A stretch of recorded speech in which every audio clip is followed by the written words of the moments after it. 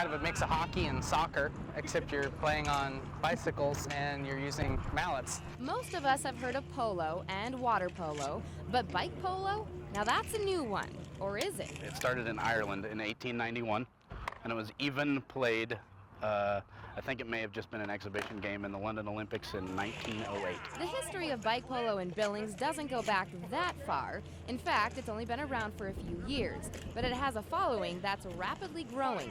They even have a Facebook page. It's been a great way to, after work, get together.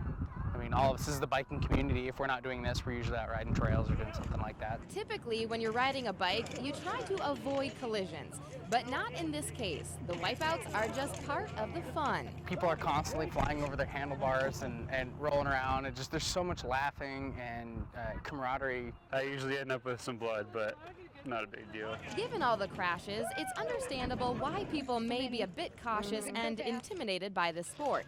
But the guys insist it's really not that difficult, and they welcome newcomers. We're totally open to anybody who wants to give it a shot. We always have, almost every time we get together, we have new people that have never played before. No one starts out good at it, so everyone has to work into it. So some people are good. We always have brand new people every time.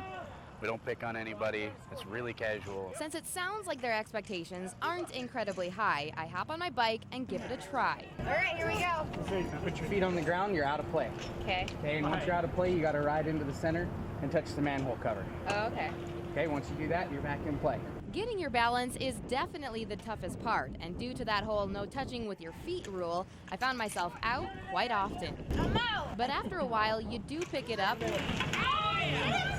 And turns out, bike polo is not only fun to watch, it's also fun to play. If they come and watch, they usually will want to try it, and once they try it, we usually can't get them to get out and let anybody else play. And if it's the equipment that's holding you back, well, they have you covered, at least with the polo part. We have a bunch of extra mallets, that's no problem. Just bring a bike and a helmet.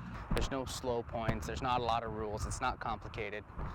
We just have a good time. So if you're looking for a midweek adventure to let off some steam after work or to simply let loose and have some fun, bike polo could be your answer. Yeah! In Billings, I'm Angela Douglas for Montana's news station.